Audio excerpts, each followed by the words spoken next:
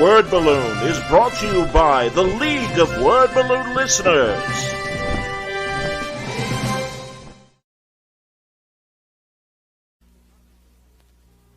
Chico and the Man will not be presented this evening, and the Rockford Files will be seen 1 hour later than normal, so that we may bring you the following special program.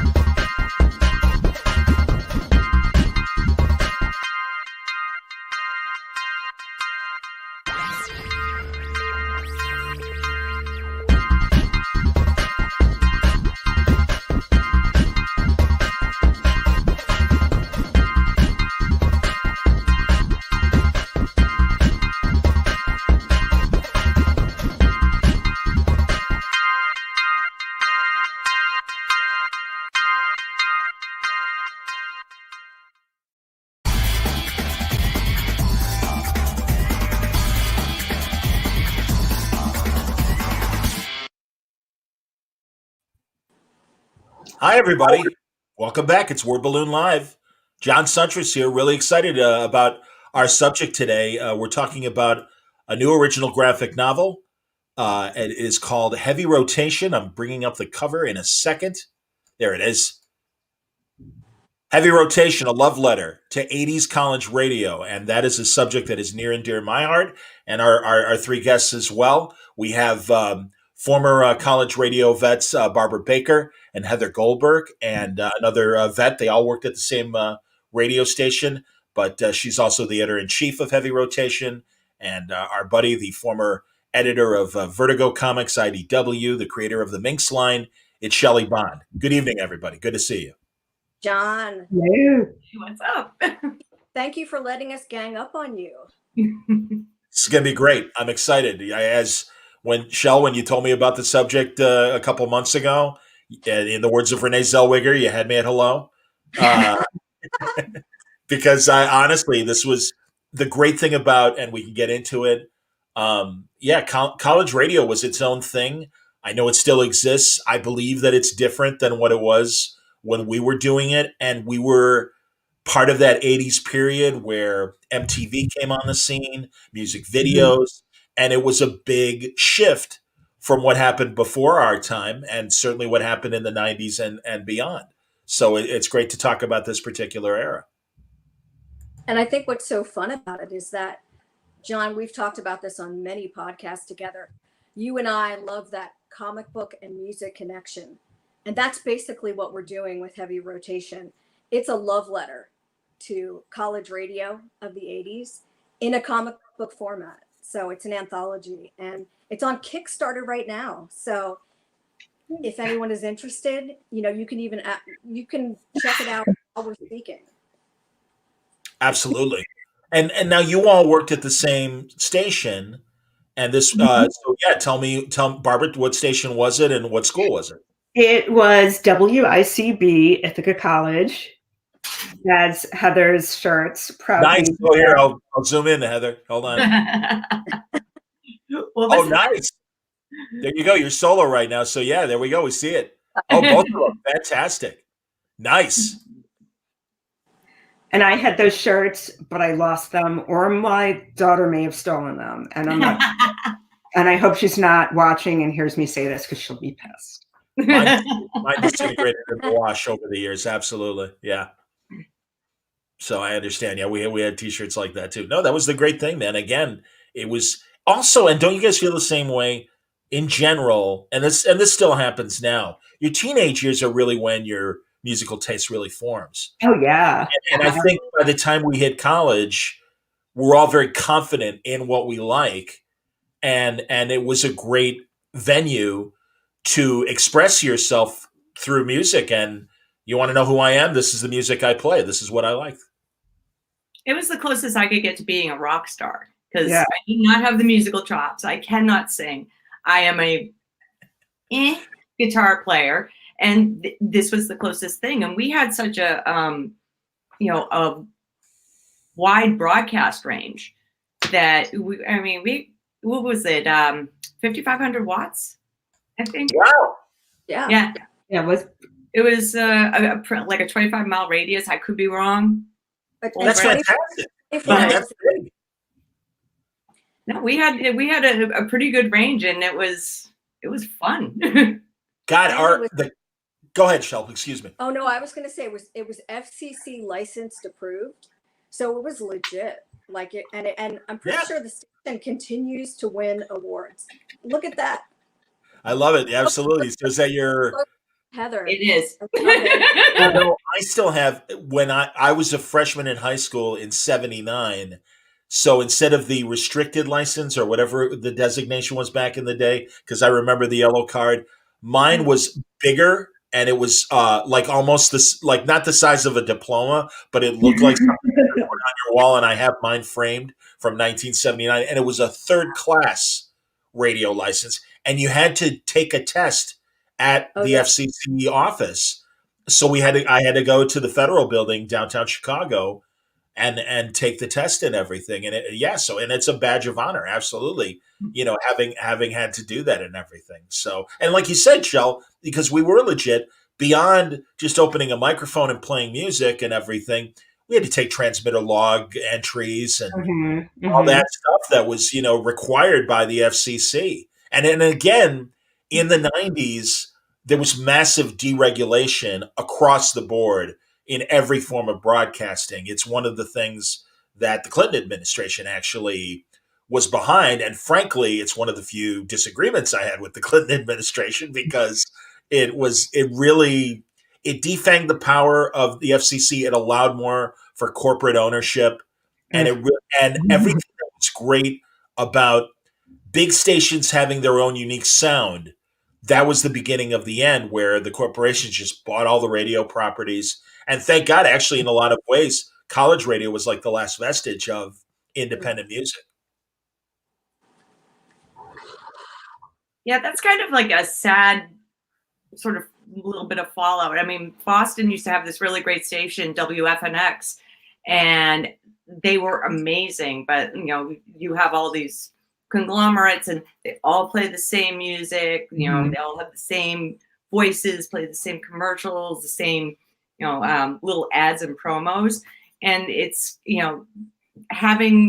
it's lost its character. Yeah. Yeah, I grew up with WLIR on Long Island, and that's what got me into the whole new wave thing. And I don't think they're still around, which is a shame. I don't know. It's really a shame, because I think they had a huge following, and then that's corporate America for you. Yeah, well, and again, not only alt rock, but really rock in general, I think, is kind of an endangered species these days, and it really just depends on how big the city is. But yeah, no, it was a lot. Obviously, it was a lot bigger when we were kids, and that's an old story. I was telling you guys off the air that my station for inspiration was WXRT here in Chicago, and they were incredible, and they still are. But even they, in the last 20 years, have moved closer to mainstream, and they still play pockets of alt rock and stuff. But it's weird. Actually, one of my last jobs was at an album rock station, and that program director moved over to WXRT now, and he's really mainstreamed the station up, and I can't listen to it anymore, because it's unfortunately, a lot of mainstream rock has become, I call it mall music, because it really is like the soundtrack of every shopping mall I go to now. Yeah. Well, what's considered alternative these days? What isn't an alternative to? Because it sounds just like top 40 to me. Agreed. No, absolutely, man. And that's mentioning, of course, WBCN. In fact, my buddy, who was the production director of WXRT, was at BCN for years before he came to XRT. So, Shell, Heather, what were your pro stations that gave you inspiration for what you brought to college radio? Well, the radio station that I listened to growing up was from Philadelphia. It wasn't a new wave station at all. It was WMMR and WYST. Sure. I really got into new wave music through Night Flight, which I'm sure you know Oh, about. yeah. Hey, absolutely, man. USA Network. Yeah. No, that's so were even more so than MTV, Shell? Well, also no MTV as well. And I think I would occasionally take a trip into New York City with my mom, and I would go to like Tower Records. And that's another way that I would find like obscure bands. But yeah, I think I wasn't lucky enough to live near a college station or have a station like Barbara had. So I think when I got to college and I found out that the radio station was all of this like new wave and post-punk music, I was really, really fascinated and I wanted to be a part of it. But it wasn't until I met Barbara that I had the guts to actually join the radio station, and she showed me the ropes. So basically I owe her everything. Not born, but I owe her certainly something special from my record collection if she's still interested in my record collection. We were roommates in college, and I think our musical taste were like this. It was like this more. Bowie, you got into Roxy Music. Yeah, maybe it was like this a little bit then. Yeah. Very smoothly. We used to dance like that. John, we used to all dance like that. We had, not only was our radio station like so cool and played great music, but we were such an integral part of the town. We had a place called The Haunt, which was it wasn't actually a dance club, it was a bar, but it was a reggae bar. It was a reggae bar that let us take over on Thursday nights and Saturday nights for the New Music Dance Blast. And Heather was one of the DJs that got to spin. I didn't do Dance Blast. I did something that we did a night called The Dungeon that was like here, sporadically. That's awesome. Sorry. No. It's old age. It's clouding my memory. Were you guys simulcasting, or was it just a live event that was at the club? Just a live dance night. That's cool. No, that's great. Really fun. And it was like, that was kind of like the big event of the week. And, you got ready like an hour beforehand. You checked and made sure that you knew what bus you were going to get on. Okay, first of all, I just noticed a comment coming up from Michelle. She was one of our roommates too, and she just wrote that we were dancing to The Cure in our apartment. That is so true. There were so many moments, and Heather says getting ready an hour before we went out. I think our apartment took 3 hours to get ready, if I'm not mistaken. Really? Yeah. It was hours and hours. Dressed about kids. Dressed to kill. And yeah, Dina is joining us too. Dina and Michelle were also DJs at ICB, and they were roommates of Barbara, and I roomed with them our senior year and had so much fun. In fact, we a few weeks ago we chatted with Dina, and she showed us a video of our crew lip syncing to a Clash song. I'm not going to say who was Joe Strummer. I'm going to let everybody just decide for themselves. But it wasn't Barbara. No. It was somebody that's here in this conversation. Gee, I wonder. Well, and also your ad for Heavy Rotation has the jam-inspired kind of cover here, and then as you pointed out, Shell, to me in your email, you're like, guess who's Paul Weller? And I'm like, yeah, I know. Well, listen, if there's one thing I couldn't resist, if I knew if we were going to put together a comic book anthology that's a love letter to the 80s college radio, I was going to have to do homages to my favorite record albums and my favorite bands. So yeah, it's been quite an indulgence of mine to like put together these promos. But yes, in case anyone forgets, stand by. Strummer. Gotta bring you up there with the Strummer. Hands off Strummer. I say Nice. that to Heather because she also had a Clash album listed in her top 9. Which now she knows- magazine is what? I know that's a pillow, but What's this? what is it? Heather It's a has jacket. the Clash, a patch of the Clash. Nice. Oh, there you go. Okay, sure. Nice. Well done, Heather. Very cool. You guys are totally decked out. I know I blew it. I'm sorry. My IRS look is shelved. IRS Records, man. Come on. There we go. Love them. Love them. The Go-Go's. You were supposed to wear your hat tonight. And a I know. pin. I'm sorry, but I told you. No, I bought that stupid hat, and I look like the old man on Pawn Stars when I wear that. I'm like, no, drop 50 pounds, and then I'll come back and wear the stupid hat. I promise you. Wow. So, and I'm on my way. I've lost 10 pounds, so I'm doing good. Oh, So, but no, IRS Records. Now that for me was not only the Go-Go's, but REM and so many great, and all the great ska bands. The Specials and Madness and people like that. And I mean, it really, my awareness of IRS started in high school. But my God, that was like the hippest, record label. And it was Miles Copeland, Stuart Copeland's brother. Right. And just, I mean, yeah, and the Police, of course, were on IRS. I mean, yeah, and I just, God, I mean, thank God for MTV. And I agree with you, Shell. Night Flight was awesome too. But man, MTV just did so many cool things, and they imported so many great music specials from England. God, even 120 minutes was great. Well, yes, as someone pointed out, yeah. There you go. Absolutely, 120 minutes. Yeah. No, agreed, man. No, and that's again the Church, Unguarded Moment. I remember that, and the Church. They were like our boy band for college radio girls. They were the ultimate boy band. They were all hot.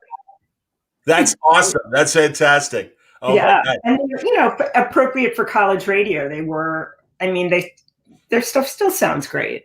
Who were some of the bands that came to Ithaca that would fit what you guys were doing? College radio wise, I've got a couple stories of fun. We had the Alarm. The Alarm came. That's fantastic.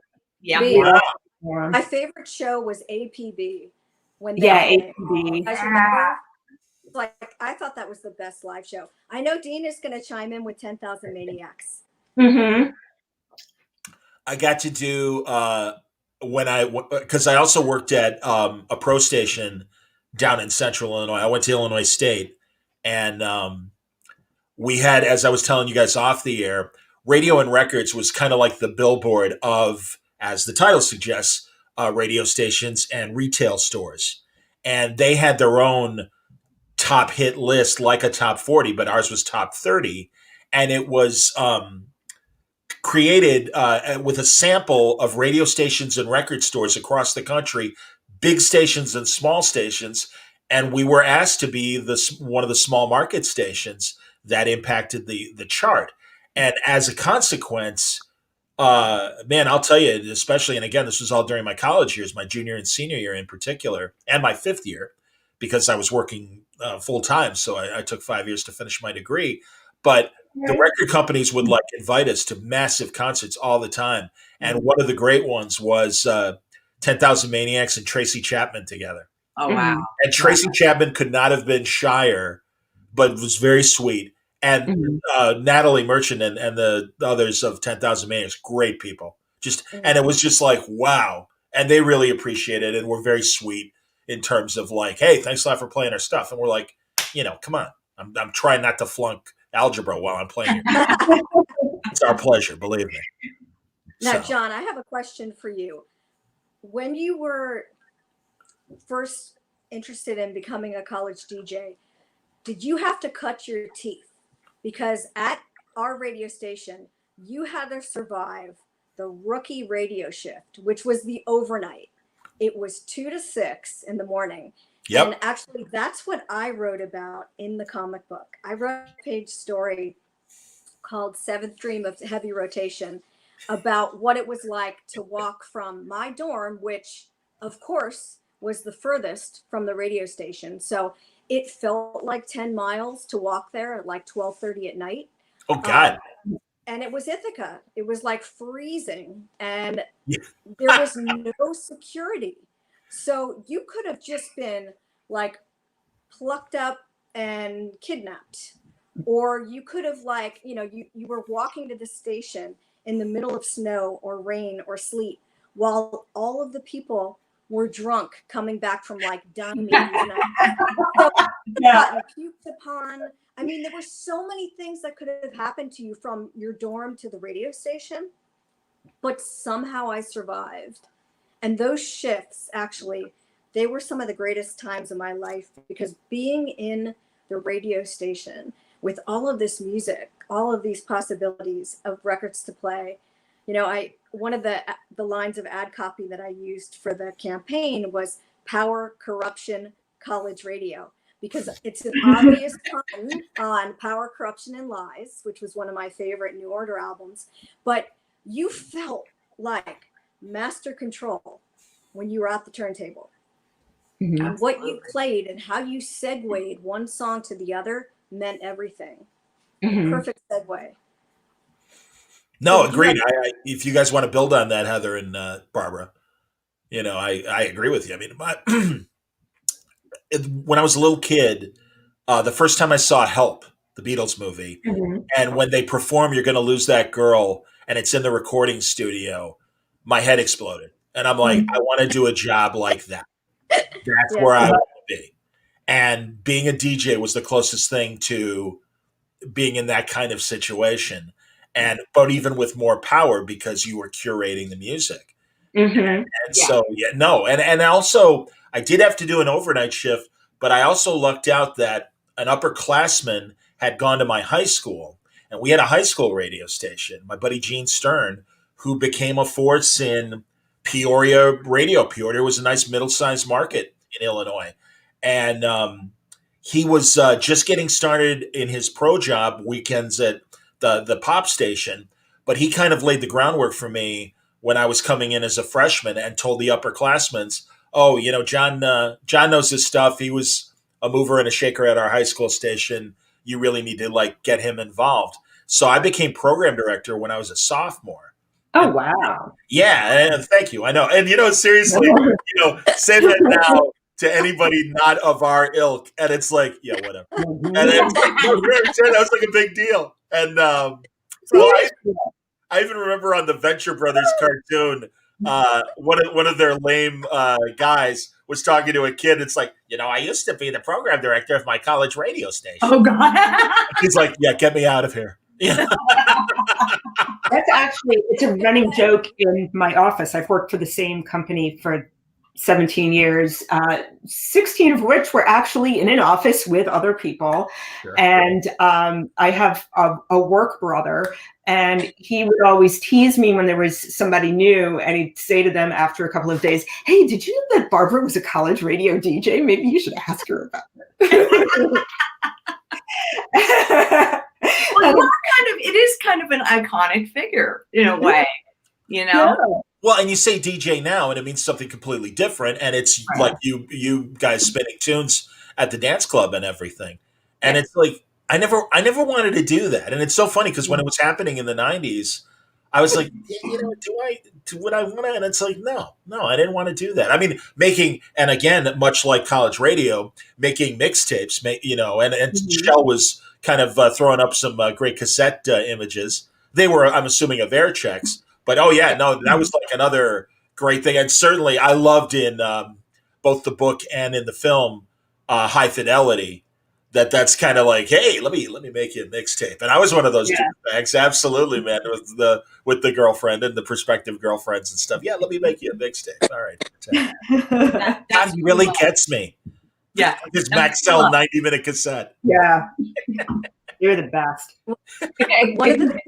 One of the things that was so cool about our communication school was that you could actually rent time in separate DJ booths to practice your segues and practice your talk sets, and you can make your own mixtapes. So I just can remember so many times where I would just hang out for hours practicing and just, abusing my privileges of the radio station. But seriously, how epic was that?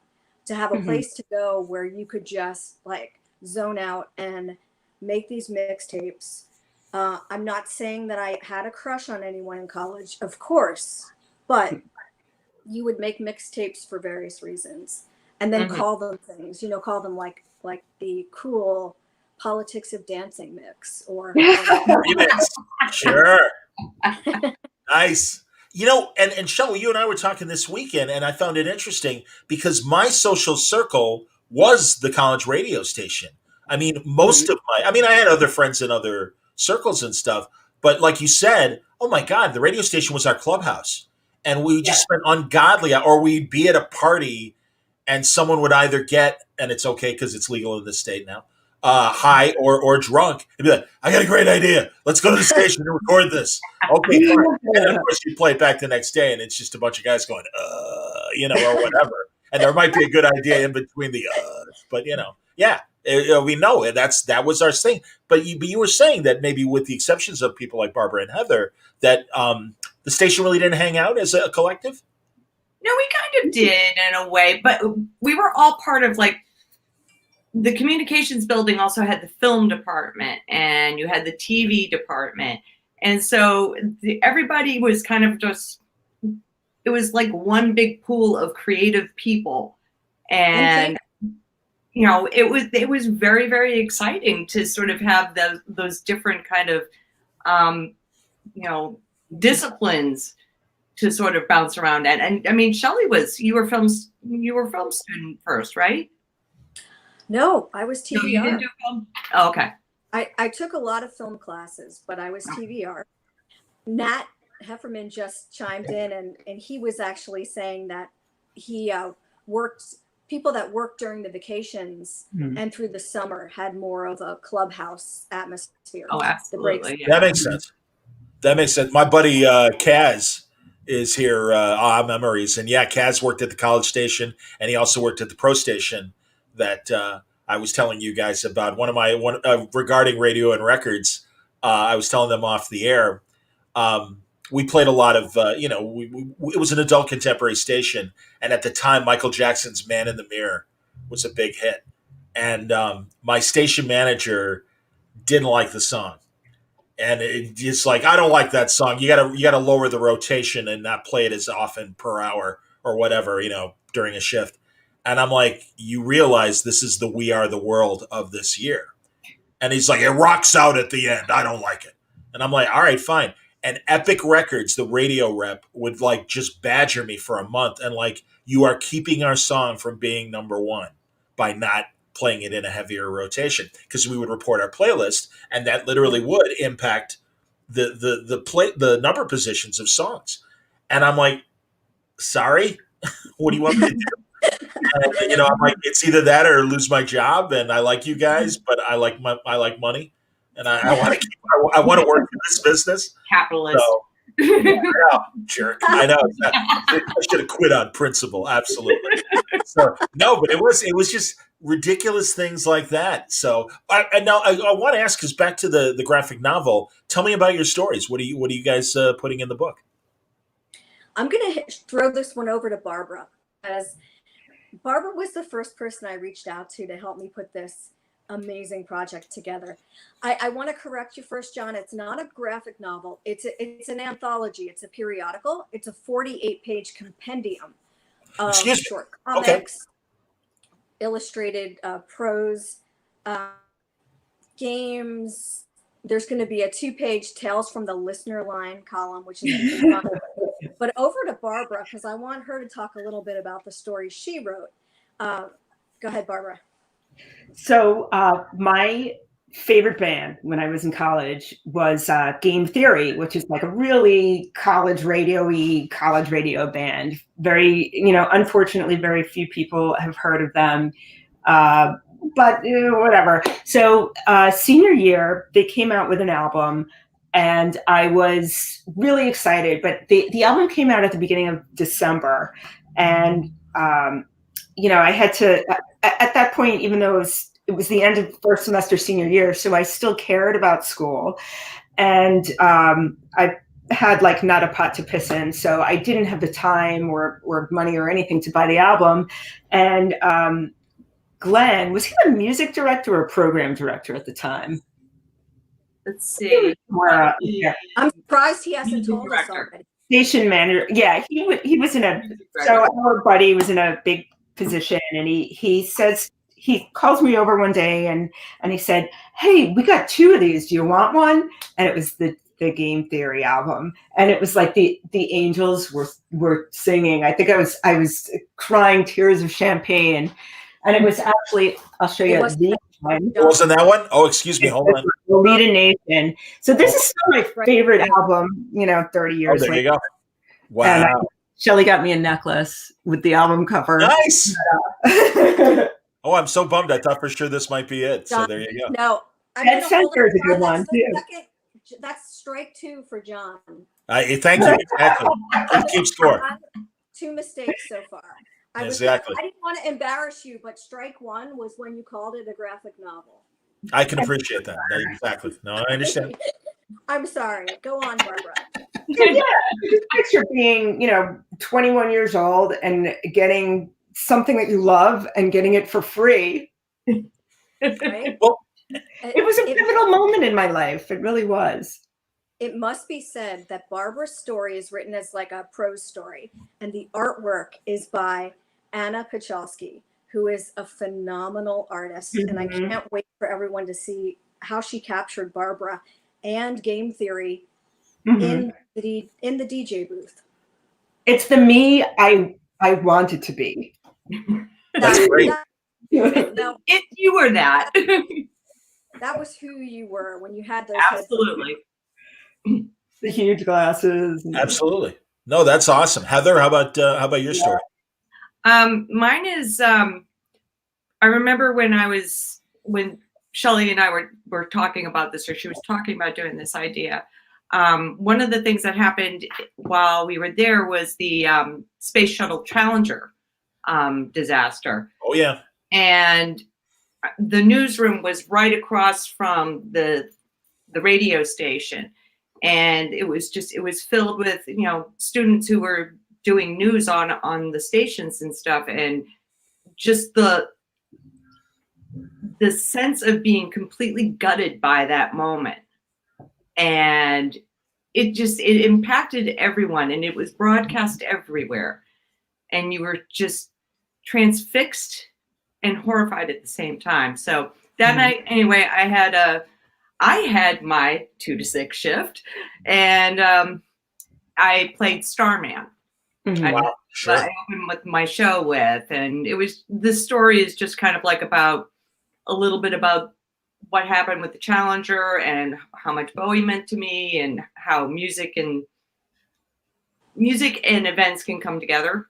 So, and what a mortality check for all of us. I yes. think, when you're a teenager, it's you feel impervious, and you're going to live forever. And I think that was a pivotal moment for me, realizing that death is everywhere, and you really have to live for today, because you don't know what's going to happen next. I have to say, I think Bowie was the through line for everybody in college, or at least everybody that I knew, and discovering Bowie and the many different albums and changes and characters and personas, and his bravado and his stage presence and performance art, that changed my life and my career.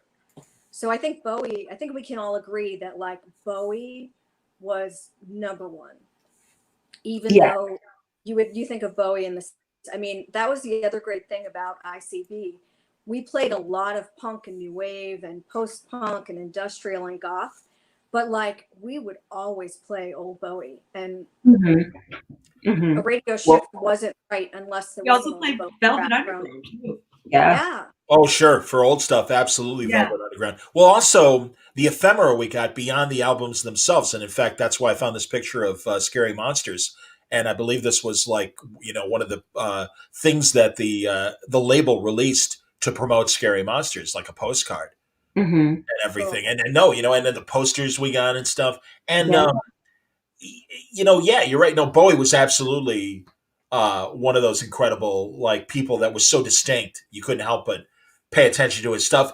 And it's funny, we were talking off the air about how Let's Dance and the stuff that happened after that was much more mainstream, but it really was like Ashes to Ashes from Scary Monsters and some of the other songs that, again, were just like, what is this? I mean, especially when you first encounter Bowie. I mean, he really was as advertised, the space oddity and everything, and you're just like, it's just incredible. And the way he would constantly reinvent himself Oh yeah. from the late '60s literally till the end. I mean, here's a again, I can't help it, but every now and then I got to, in contrast to the freedom we had in college radio, I worked at this album station in 2015 and worked there when Bowie passed away, and we had gotten Black Star, the last album, and I'm watching the videos, I'm listening to the music, and we were a classic rock station. They still are. And I talked to our program director, who's no longer the program director there. And it wasn't his decision. This was above. But I'm like, why aren't we playing Black Star?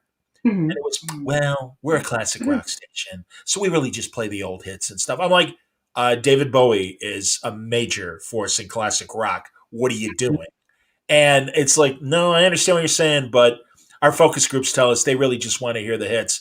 And he was dead 4 weeks later. And I'm just like, okay. And I'm no prophet, but I'm just like, the guy literally to the end was so innovative. Here you go, Shell, because you're holding up. Is that Black Star? No. Oh, no, it's just a great picture album. It's the Mike Allred book of David Bowie's. It's the graphic novel, Bowie, Stardust, Ray Guns, and Moon Age Daydreams. I didn't mean to interrupt your story, but I did want to brag. I wanted to say that Mike Allred, the phenomenal artist, Mike Allred, of Silver Surfer fame among millions of other projects since the early 80s, he actually did the illustration to go with Heather's story, and it just is breathtaking. Wow. Right? That's amazing. Seriously, Heather, that's comic fans will tell you what a great honor that is. And obviously, seeing the art, I'm sure.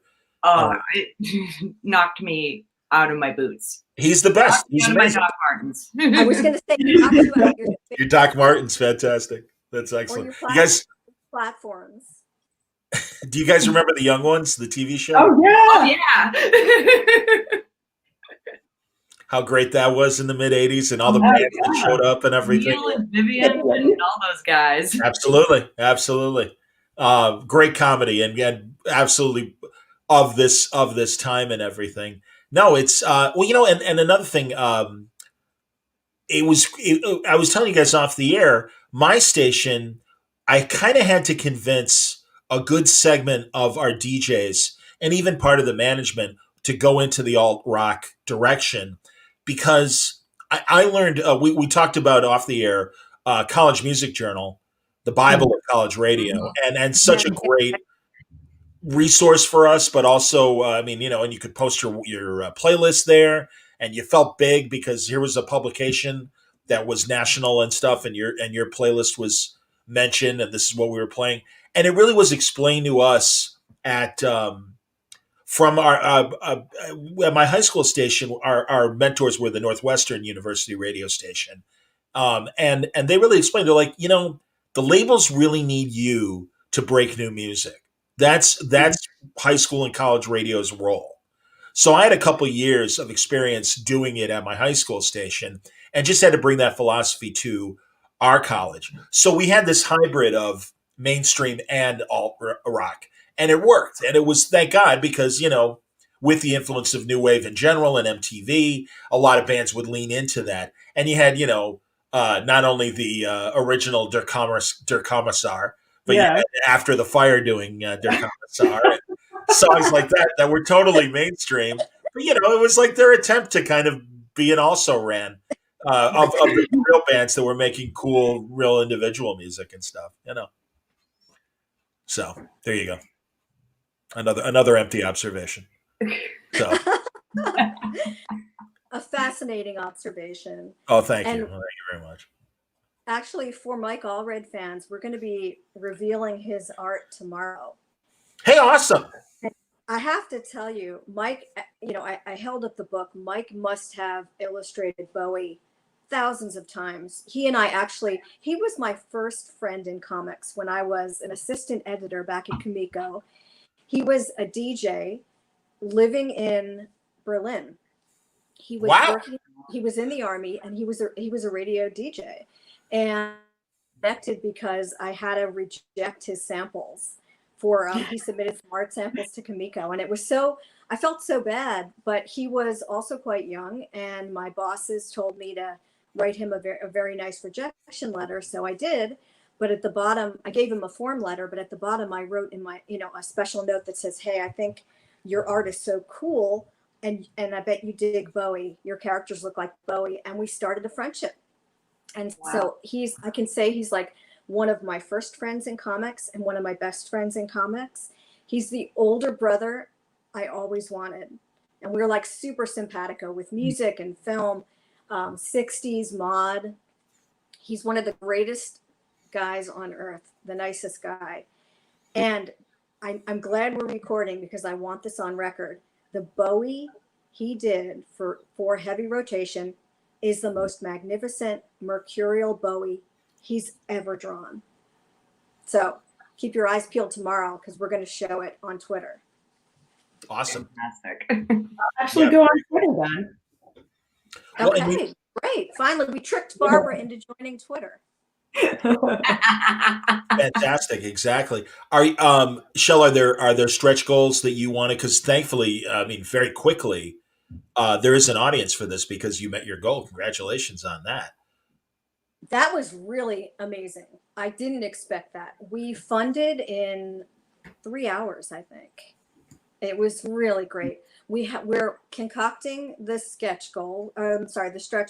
We have, the first one is a bumper sticker because big 80s, everybody had bumper stickers. So if we hit $8,000, everybody who pledges at the comic book level, which is $8, gets a free bumper sticker.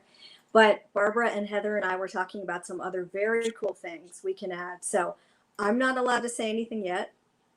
So I'll quit while I'm ahead. But in the coming days, you will see some pretty sweet stretch goals. Very cool. Well, there's the banner, everybody. I had hostage up from last night's I was wondering about that. heavy rotation hostage. It's heavy rotation. And Kickstarter at Kickstarter.com. Go there and support the book because again, like I was saying about like the Bowie postcard I showed earlier and stuff. No, that was the fun of the era, and and really the great thing was, as I was saying earlier, once we started playing the alt bands, we got the mainstream stuff as well, and that was the way I was able to convince the radio station to welcome playing the swinging pool cues, and I mean some of these other bands that I was mentioning before that I grabbed some album covers. Bands like Let's Active from Athens, Georgia. They were an IRS band, weren't they? What's that? They were an IRS band, weren't they? No, they were. Oh God, what was it called? There was like a bear logo. I can't remember the name, but that's one of the things with college radio too, is that the independent music, the independent labels had a place that where their bands were going to get played. I mean, 100%. Think of SST, Enigma, Relativity. Definitely 4AD. I talk about visuals and music. 4AD is, perfect. It was, Homestead. There were just so many smaller labels, and that was kind of like, that was like prime meat that we were getting to play and break it first. Right. And it was like a subculture that, again, appreciated us as radio people. And like that was our cool secret. And it's like you were saying earlier when we were talking about Let's Dance off the air. And it's like, Let's Dance is a great album. Bowie was amazing. But it's like the secret was out. Everybody knew Let's Dance. Everybody knew, all the hits and Modern Love and China Girl and all that stuff. Bowie went out of his way to like be a pop. He literally said, I want to be a global pop star. And that's what happened. Yeah. Absolutely. Well, and then to respond after that to be making or being part of Tin Machine in the '90s, I thought was so awesome and so badass to like be like, yeah, that was great, and I had a blast. Now I want to do this, and that again, that was the amazing thing about Bowie.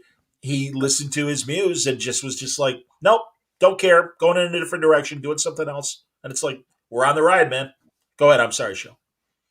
No, I agree. I was going to actually say one of the things that was so cool about discovering, Bowie or even Roxy music is that you would connect to it so quickly, and there was nothing more exciting than knowing you had 10 or 12 other albums to experience. And that's what I think. That's what I have a 16-year-old son, and he's really into music. He plays drums and guitar, but I don't think he understands what we had in the 80s, which was the thrill of the quest for the record and the storytelling of the record. And there's nothing to me like that, the vinyl that you hold in your hands. The cover design. I mean, I really got into typography and British design because of those factory records, Peter Saville, New Order sleeves. And I think that helped define my comics career, because I not only learned about comics through my screenwriting class in college. I mean, I didn't read comics as a kid, but I learned about storytelling through my teacher, who held up a copy of Empire Lanes by Peter Gross, which was published at Comico. And a year later, I was an editorial assistant at Comico, and it all went on from there. My life in comics, but all the comics I worked on always had a soundtrack, because I loved music since 1974 when I discovered Bowie at summer camp. I was 8 years old, and I think that radio was a place where I think we all together. Some of us were social misfits. I mean, I was super shy. Barbara claimed she was shy. But we all connected. We all had our favorite bands. And there was nothing like just sitting there and listening to side A and then side B. And also knowing how much time, like I used to find, like having the song lengths, the lyrics on the sleeve.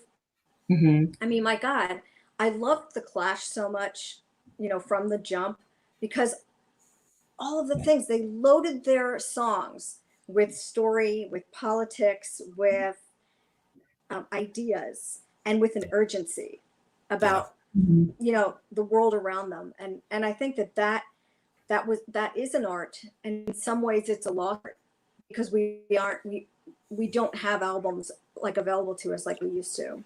Well, not only that, but certainly now with downloads replacing physical media, but even the reduction from albums to CDs, it's Right. like, oh, what a loss, because you really would, and you didn't even need booze or pot or whatever. You'd open an album, and usually the art was just so involving. You're just staring at those images. God, even bands like ELO and Emerson, Lake and Palmer and some of these other like great, prog rock and other bands that you're just like, oh my God, to even like Devo and the weird shit that Devo would put on their album covers and stuff. Yeah. Well, we've also lost sorry.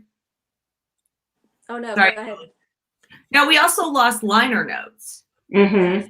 That story, that was the story of the album, and that got lost.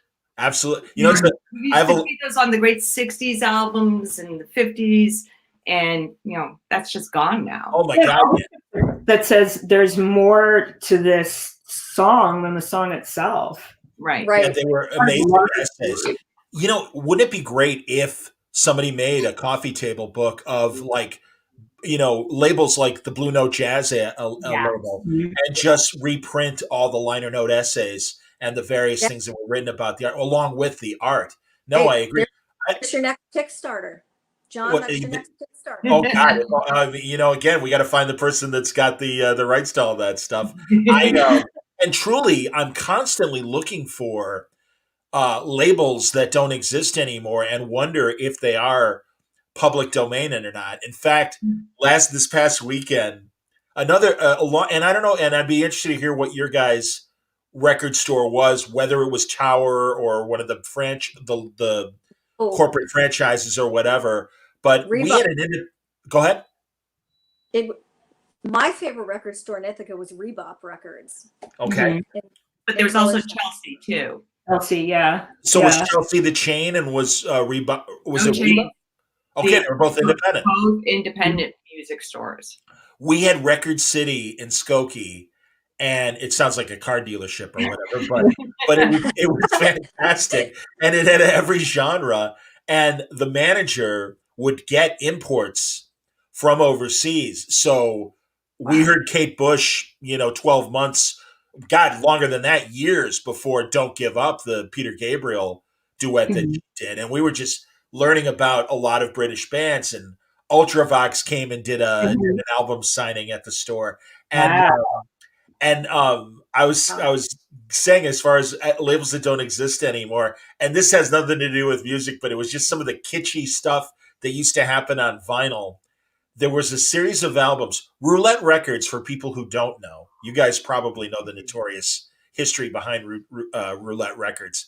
Roulette was a big player in the 50s and 60s. They were mob backed.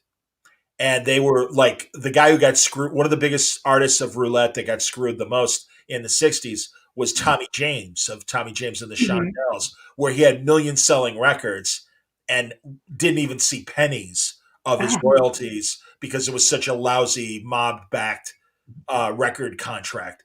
Well, they had an album called, or they had a series of albums called Co-Star, and it would be actors and they would send you a script, and you could read along with the album. And I went on eBay, and I don't even know, in one of those rabbit hole internet searches that we all do, stumbled on this stuff, and I bought like 5 of them. And it's Basil Rathbone, it's Pearl Bailey. I can't wait to do a romantic scene with Pearl Bailey. Fernando Lamas. And a couple others, and it's just like, this is going to be hilarious. And I don't know. I have a feeling. I don't know if I'm just, taking a chance with a copyright law. But I'm like, what if I did a couple of those scenes and made YouTube videos of them? I kind of want to do it. So we'll see what happens. Kind of have to see it. My God, it's worth the. I mean, usually YouTube is cool enough where it's like, take it down and everything's fine. And also, if I don't put any commercials on the video, I should be fine. But it's so weird, guys. And it's a shame because obviously we're talking about college radio and the music is so important.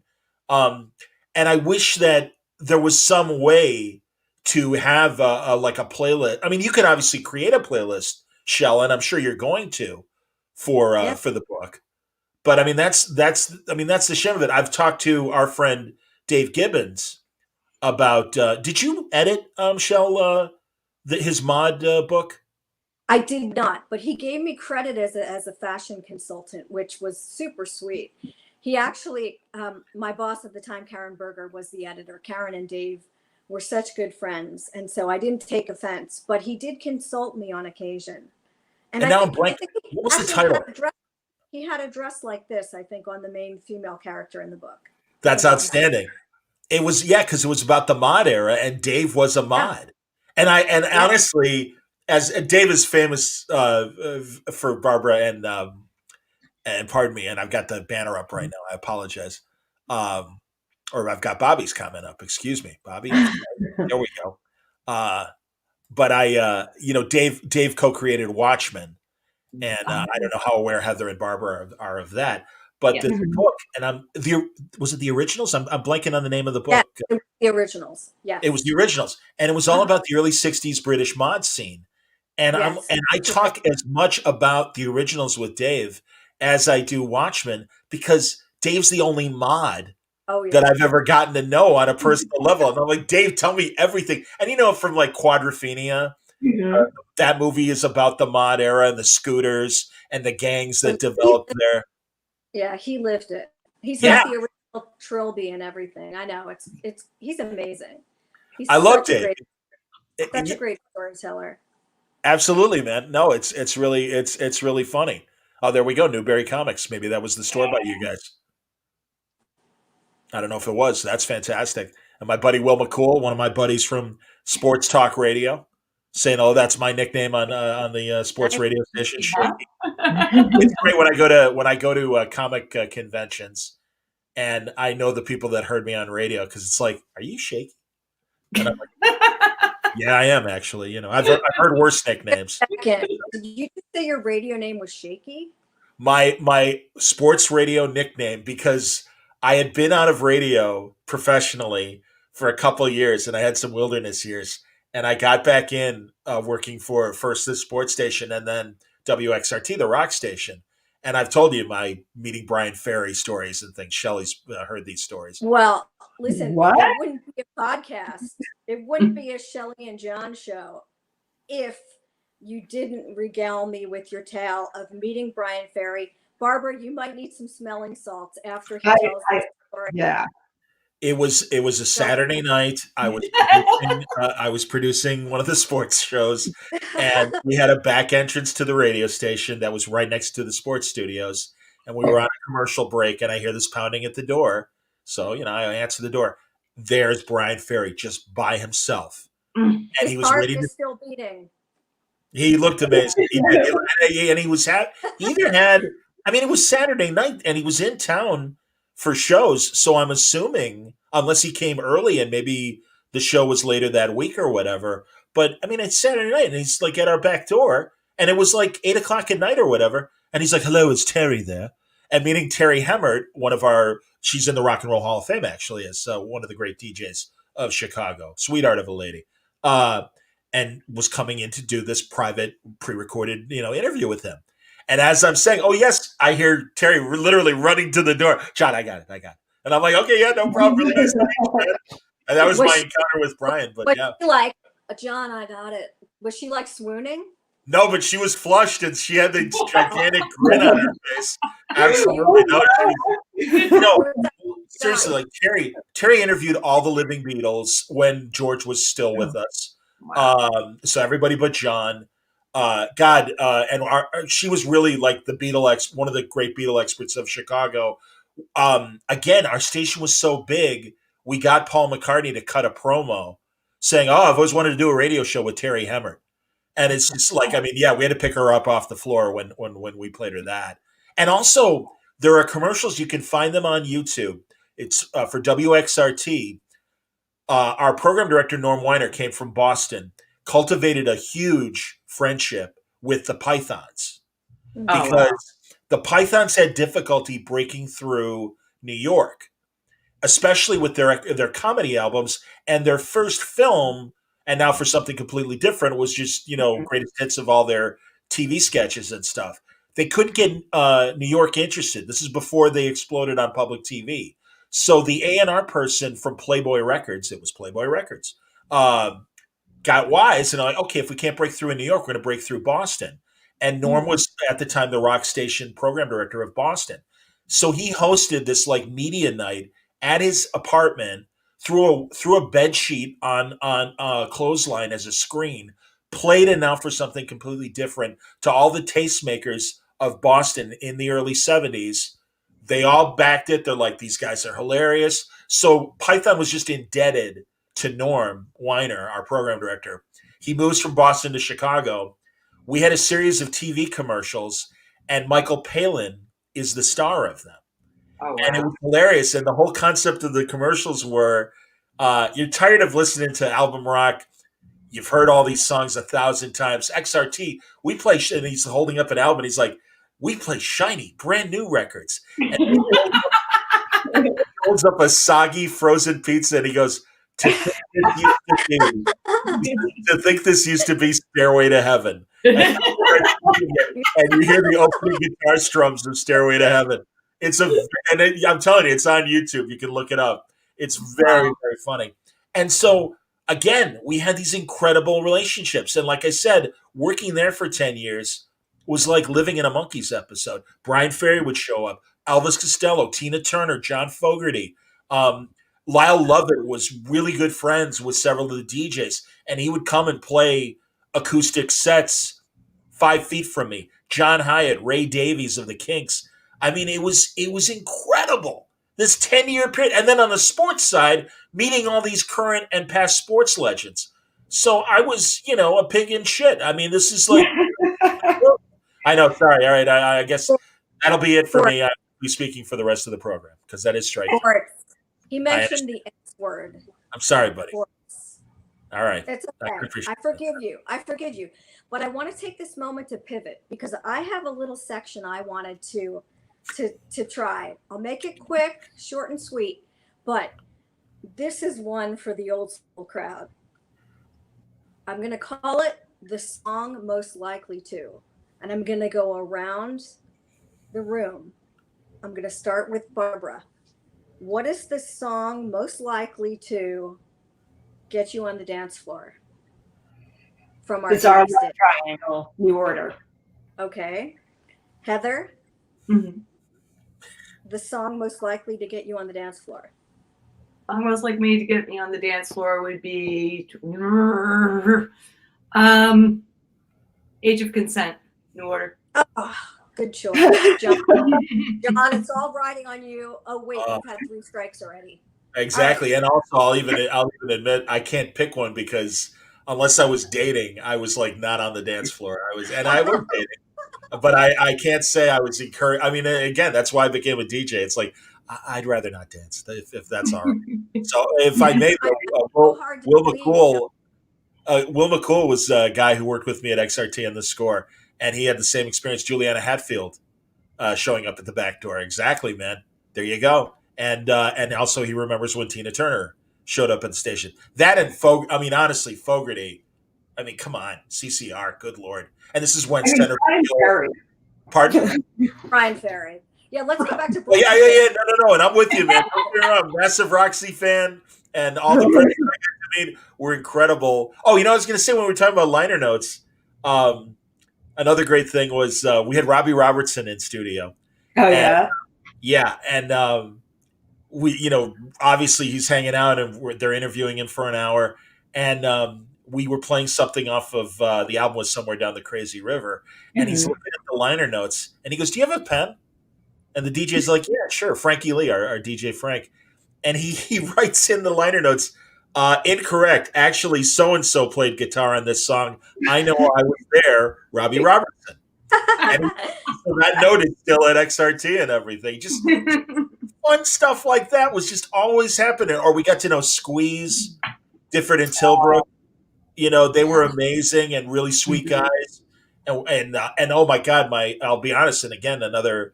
I love the Crowded House, but Split Ends and stuff. Mm-hmm. Why am I blanking? Neil Finn. Mm-hmm. I saw Neil Finn on my birthday at a little club, and it was just so awesome. And it was because of being at XRT. And he said, "Oh, happy birthday, John." And I'm like, Neil Finn, happy birthday. That's amazing. So he didn't call you Shaky? He didn't call. No, rock people called me John. Only the sports people called me. I know, Shaky. Good Lord. Well, it's sad. I do have a tremor. He's gonna start calling you that now. I shoot with this hand. Exactly. It's. What can I say? All right, Shaky. How about this one? What is the song most likely to make you drop to your knees and weep because it's the perfect love song? Well, the song broke my heart was Louise, Human League. Ah, all right. Heather? Shake the Disease, Depeche Mode. Interesting. Barbara?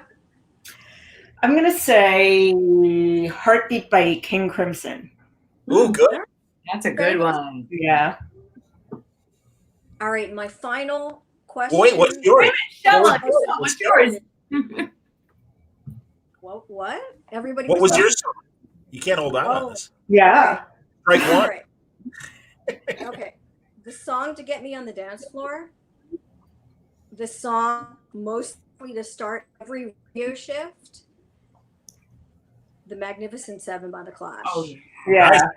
Could Yeah. not resist. Hell yeah. Just starting my shift with that. I mean, what a party song. Mhm. We could Nice. talk about the album for years, but that was 1980. To me, Sandinista was 1980. It was the decade, it was the future, it's now, and it's tomorrow. Mhm. And it's all killer and no filler, and I will fight you on that if you think that the triple album is not worth it. The song that made me drop to my knees and weep, and still does, there are two. It's a tiebreaker. It's New Order, Thieves Like Us, and it's The Cure, Catch. Ooh.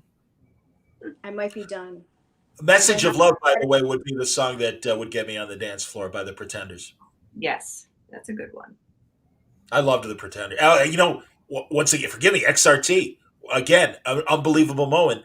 The Pretenders in the 90s do a free concert for the radio station. And so, I mean, all we did was give away tickets. You didn't have to buy them. You just had to listen to the station to get them. So the concert was being done in conjunction with the station to the point where I was the stage manager and cued the lights and cued the band to go on stage. So I'm in the wings. The Pretenders show up, and I'm like, "Hi, really nice to meet you. Forever. Wait, I'll give you the cue to go on. To go on." And literally, I'm getting the word back from the radio station in Chicago. Okay, cue the lights. Cue the lights. And cue the band. Go. That was my role in a Pretenders concert. That's pretty cool. But yeah, again, in our age group, very impressive. Yeah, that's awesome. Whatever. Whatever. Stories like that, are the kind of things we're putting in heavy rotation, John. Talk about a segue. Heavy rotation is called a love letter to 80s college radio for reasons like that. Like, what are your key moments? Like, what are the things that you're going to remember 3 minutes before you're dead? Those are the kind of things you're going to read about. Like those stolen moments in time on your radio shift, listening to the radio maybe at a really nasty time in your life. Like, someone's breaking with you. I can't think of anyone in particular, for myself at least, but I'm sure other people can relate to that. I'm waiting for someone to tease me. Nobody's teasing me. I'm laughing at you. I know you. That's fine. I don't even know the guys' names, but I'm like, yeah, right. Come on. We weren't allowed to date in those days. We weren't old enough to date.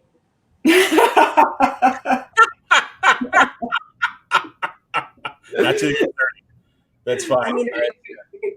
I understand. What about seriously? Did you? I was saying, Paul Young. Now I know he's a little mainstream. You'll forgive me, but Paul Young did a concert at the school, and he came in studio. And here's a great college radio. Oops.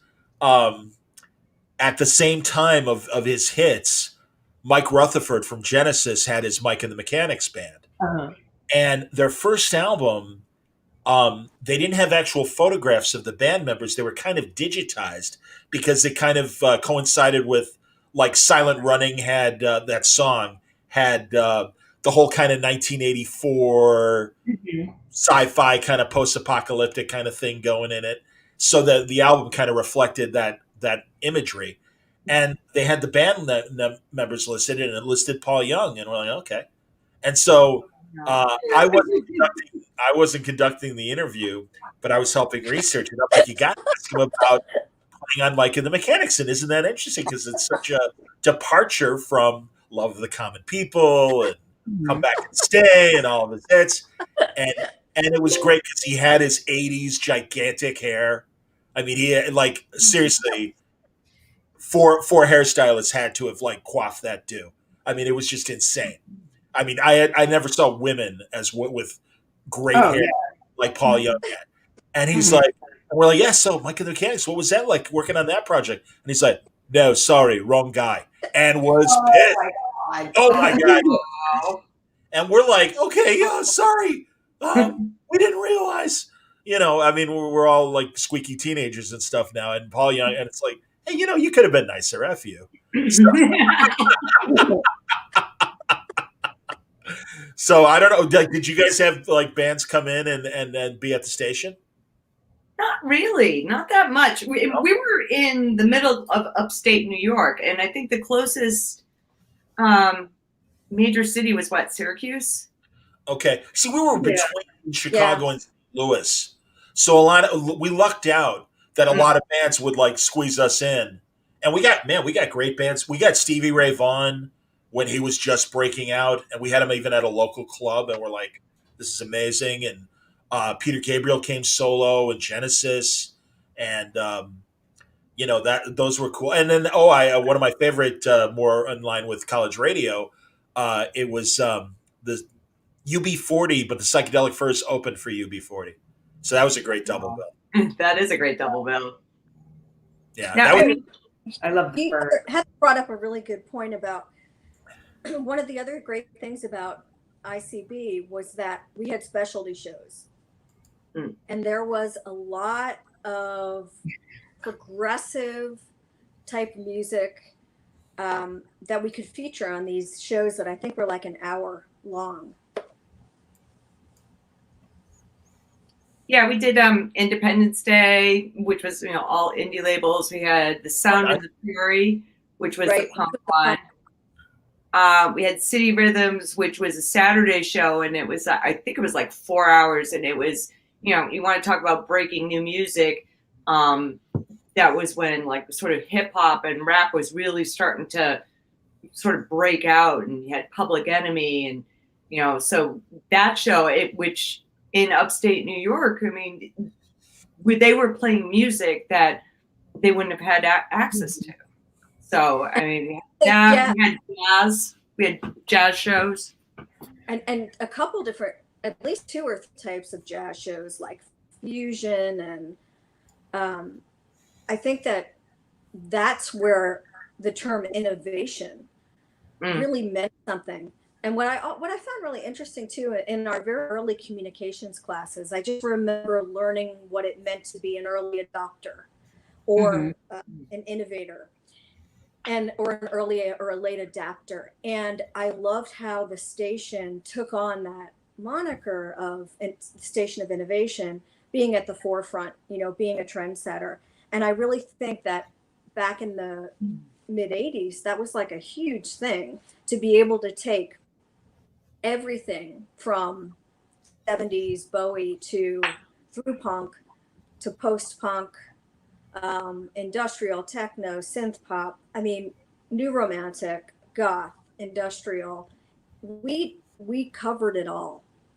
And then had these shows where we could look at things that were next wave, like Heather was saying, like with hip hop. And I mean, I remember how when Blondie did Rapture, I mean, that to me was the coolest thing ever, to be able to like appreciate music. The Clash had so much like dub and ska in their music too.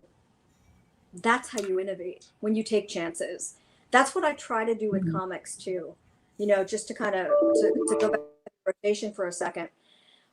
I'm surprised it's taking me this long to actually, we lost Barbara for a minute, sadly.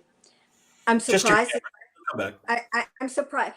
I'm surprised it's taken us this long to come together, to put together this anthology book. I mean, I've been in comics for 30 years, but I always go back to my formative years of college radio.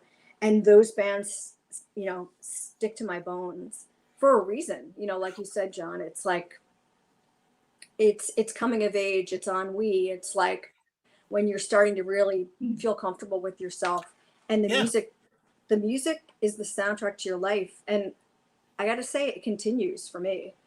That's funny. That was our cell line of the album rock station that I was telling you about that didn't do, we did lose Barbara, that we didn't do didn't play Black Star ad. That was their cell line, soundtrack of your life. And they do a great job with classic rock, but man, they don't even scratch. I've trademarked that line, so they might owe me some money. What I have to say this. So I think Barbara might have some technical difficulties, so I hope she's coming back. But that just reminded me of this moment. I have to bring this up because this was classic. John, tell me if you experienced this. You're on an overnight shift or you're on a shift by yourself. No one's around and you have to go to the bathroom. I mean, it's a 4-hour shift. You're going to have to go to the bathroom at least once. Of course. You got to put on a long song. Now, to me, the greatest conundrum was if I put on David Bowie's Station to Station, which is 10 minutes and 8 seconds long, I don't have to run. But then I miss one of my favorite songs. Barbara's back. Hey, Barbara. My battery died. No problem. I kind of figured that's what. Did John insult you? Was it something John said? Oh no, it's hard to insult me. I'm a girl from Brooklyn. Sure, it was my fault. I was asking John if he had a favorite song that he used to play if he had to like go to the bathroom during a radio shift. Well, it was easier on the college station because you could find 10-minute songs if you needed to. The challenge was when I was working at the professional station where the program director didn't like Man in the Mirror. We had the 6-minute version of True by Spandau Ballet. Oh, geez. So that was our go-to bathroom song. And in fact, it was kind of an open joke with all the DJs where it's like, nature called, huh? And it's like, hey, happened to hear True last night. That sounds like a gold dot. Oh, absolutely. Yeah. Well, we were a hybrid.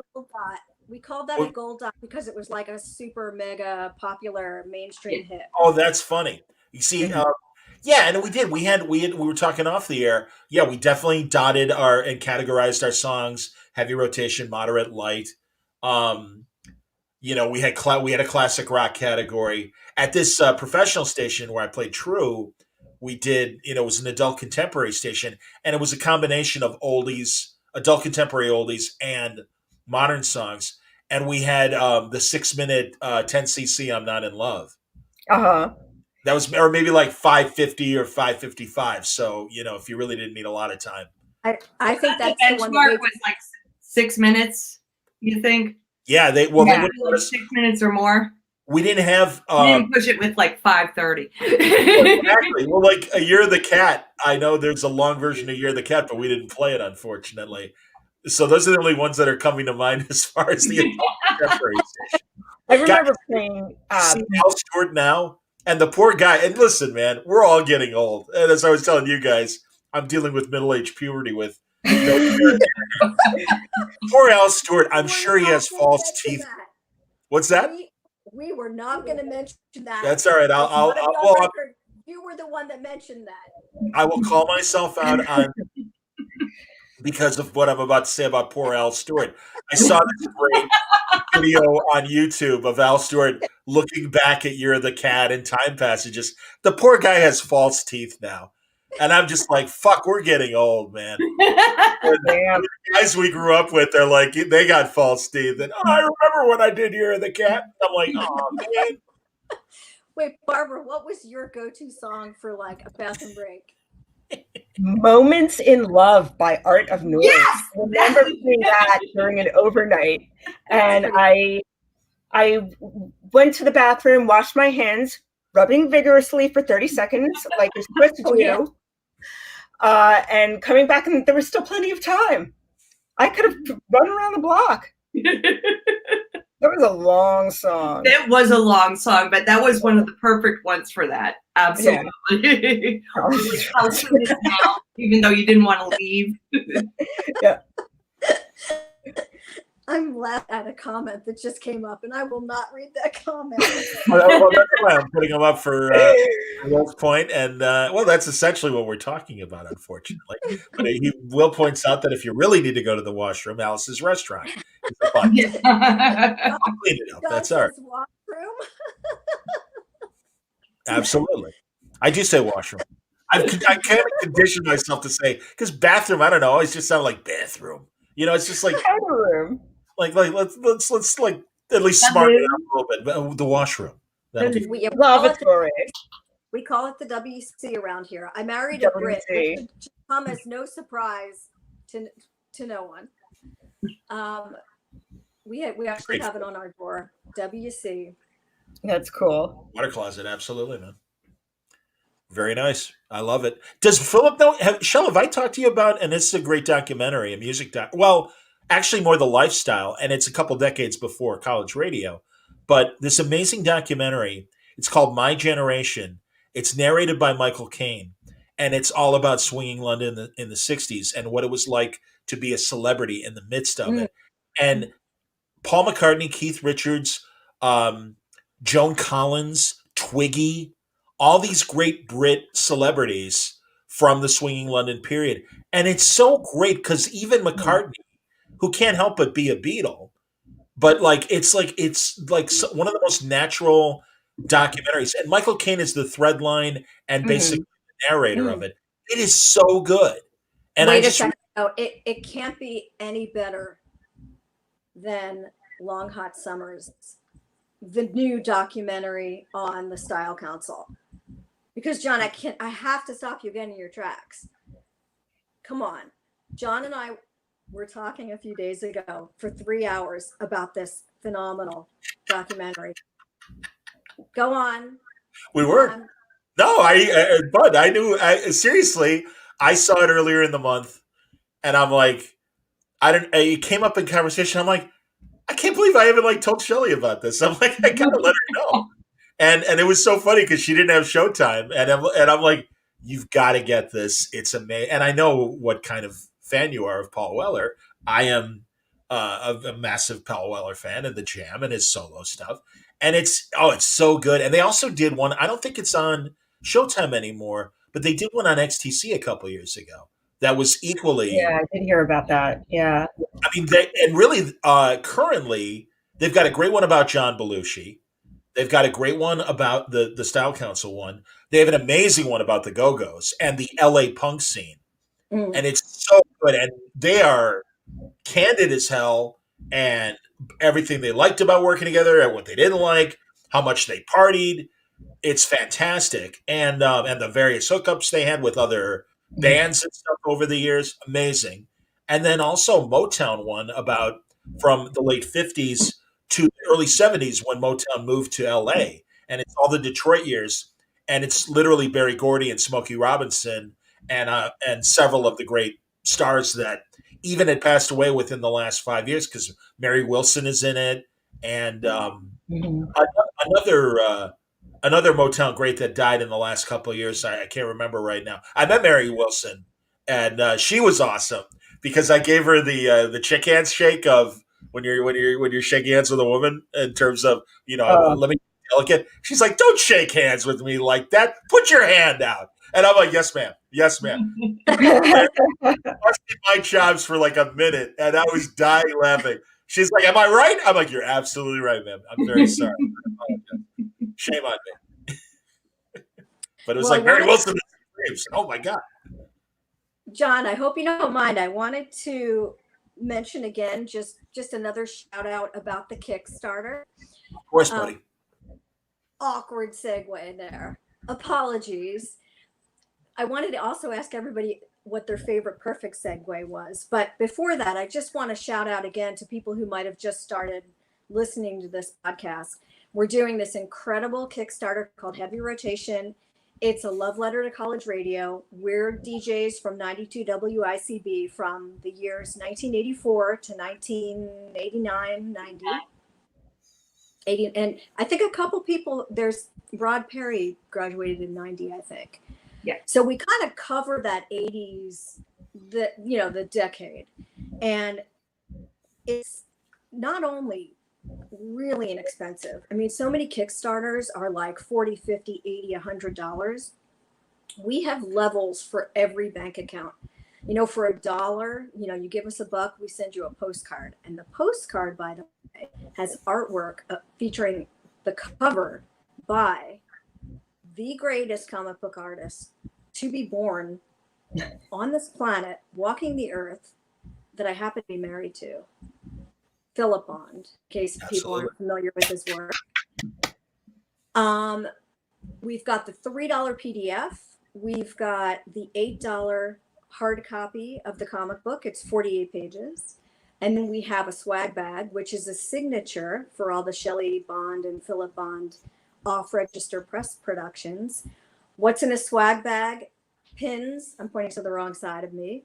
But 1-inch pins, 2 postcards, 2 vinyl stickers. That's $12. We've got a swag bag and a comic pack.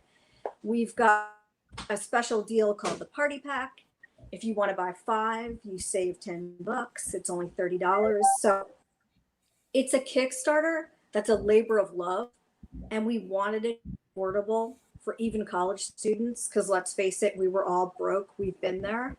So please check us out. It's kickstarter.com/projects/SX Bond/heavy-rotation. I'm going to have it also available somewhere else on your website. I know that Bobby is being so cool and putting it up on the comment section. I want to give a shout out to Bobby, who is also, she was a DJ at ICB, and Nat, who is her husband, and some of the other great DJs. We've got Brother Mike Cohen, who I think it's fair to say was kind of like the it guy of campus, right? Am I wrong, people? He was like a legend. He was 2 years older than myself and Barbara, but like he was a DJ that like everybody knew on campus because he was really cool. And Mike Sauter is also a DJ working with us. Glenn Rauscher, Dina and Michelle, who popped on and made some comments. They were DJs. We've got about 12, 13, 14 people who are contributing. And I wanted to make just a point to say thank you to everyone who's been working on the book. And also, can I just say the artists that are coming on board are like top-notch, phenomenal, like superstar comic book talent, but also some amazing new, lots of female artists, lots of UK artists. There's this amazing burgeoning comic book scene right now in England. And I worked with so many incredible storytellers on Insider Art, which was my last Kickstarter. So I wanted to bring some of those people on board. So we have Kitty Curran, who actually is illustrating a story by Jeff Emerson, who was not a DJ. He was not cool enough. And I'm glad that's on. And I know he's not watching because he lives in London, so he's sleeping. But he was a news guy. And it seemed only fair to invite one dorky news guy to write about what it was like to read the news. And he read the news for Brother Mike, which is something I only learned like 2 months ago when I started this project. So it's going to be a lot of fun to work on the book. And with all my projects, I do process, I do lots of like behind the scenes. So it's not only going to be fun because everybody's going to be sharing their like most heartfelt stories about being a college DJ. A lot of secrets are going to come out. A lot of fun things. You know, there are lots of things that like people think that I forgot that I can assure you. Uh-oh. Shelly forgets nothing. I'm a little scared. Oh, look, fantastic. There will be revenge tales. And there will be, like I said, a 2-page Tales from the Listener line. Because I must say that Barbara and I did a few specialty shows. And the one that will always be closest to my heart was on Valentine's Day, senior year. We did Advice to the Lovelorn. And we played anything to do with like heartache, heartbreak.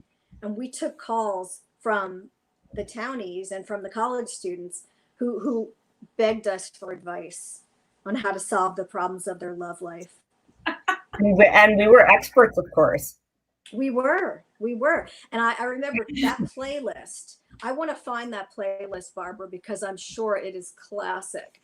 Love Like Blood by Killing Joke. Oh, wow. Some of those songs are just jumping into my head right now. I'm going to dig it up, and I think we're going to have to put it on Spotify when we're putting out this book.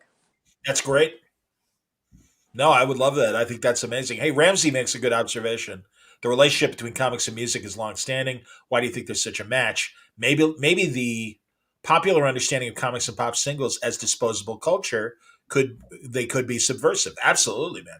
I agree with that. Yeah, totally. Outlaw me. It's the storytelling, you know, like I think there's nothing quite like how you're taken back sometimes from one note, of a song. I know it still works that way with me when I listen to New Order, The Cure, or The Clash. I love it just as much today, and it can take me back, and it can mean different things. The is another one of those bands that I think just like sparks just some, intense emotions. And speaking of that, this is a great time for me to mention that, John, you agreed to let us do 2 more special podcasts over the coming weeks, and those will be competitions. Because, call me competitive, I like showmanship, and I like when people can like one up each other. The group will be doing something called heavy rotation sound off, which is like name that tune. And so, because I wanted a real challenge, I begged Brother Mike Cohen to go up against me, because quite frankly, I'm not sure who's going to win. And I would not say that to his face, because I'm pretty confident about my ability to recognize music from 1, 2, or 3 notes. But his record collection must be massive. Like, he's the kind of person who probably has 4 billion records, right? Does anyone know for sure? And should I be nervous? He did Classic Rock Sunday. So, and he's got a pretty, from what I can tell, a pretty wide range of music interests. So you do know, unfortunately, we cannot play the music itself because of copyright restrictions. I can't risk the channel. I'm sorry. We had a Walking Dead. We could do trivia about things. We definitely do trivia, but we can't play the music. I thought you were going to sing. Wasn't that? Of course. You hear my Under the Milky Way. We will. Oh, I would love to hear that. I want to hear you sing 68 Guns, of course, by The Alarm. Yes. I think this Corrosion by Sisters of Murphy is the one I want to hear you sing. Oh gosh. Honestly, I started looking for it because you sent me that email, and I'm like, oh yeah, that'll be fun. And I'm like, oh Jesus, now I got to find trivia questions, good trivia questions. So it's gonna be a challenge. I'll do it. We will do the trivia questions, and then I know and Glenn are going to go up against each other and do a competition. And winner take all. Winner gets the other person's record collection. Wow. All in. Shades of Poker tournament. Robert's not going to let go of that Lolita Nation. Oh, no. That's hilarious. Oh my God. Well, then, that sounds great. Barbara's going to win, clearly. I mean, I already presumed that Barbara was going to win the competition. Because girls rule. What's the over-under? Too funny. You guys are killing me. That's going to be a lot of fun. Absolutely. We're going to have to talk about the dates that you sent me, because one of the dates don't work for me, but we'll make it work. No problem. We'll make it, I know. I think the thing that's going to be great is that when you do a Kickstarter, you have 30 days of funding. So to make it fun, you make it interactive. And so I just want everyone else to know that not only do we have these wonderful podcasts, and John, you're the best. Thank you so much for helping us and supporting us. Thank you. We're gonna also have some Instagram daily challenges. There's something called Permanent Record that we're gonna start from February 1st through February 24th. So look out for that on social media. We're working that out soon, but it's gonna be a lot of fun. We're gonna dig into our record collections and show off not just records, but also Heather's got some concert tickets and some really cool paraphernalia that she's gonna show off and make us jealous. That's awesome.